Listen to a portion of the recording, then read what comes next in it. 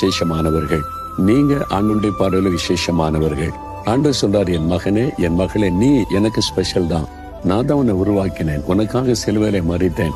உனக்காக ரத்த சிந்தி உயிர்த்தெழுந்தேன். உனக்காக பரலோகத்தை ஆயத்தப்படுத்தி வச்சிருக்கிறேன். பயப்படாத. அதனால இந்த உலக காரியம், பாடு, இதை கண்டு சோர்ந்து போகாத. நான் இயேசுக்கு விசேஷமானவன் சொல்லுங்க. உலகத்துல பெரிய மகிழ்ச்சி வந்துடும். நீங்க ஸ்பெஷல் தானே.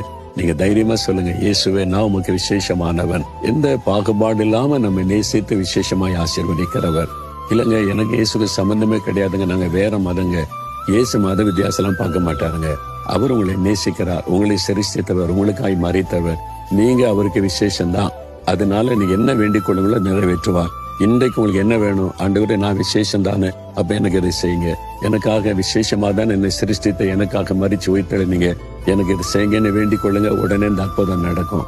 விசேஷமான அற்புதத்தை இன்றைக்கு இயேசு உங்களுக்கு செய்வார்.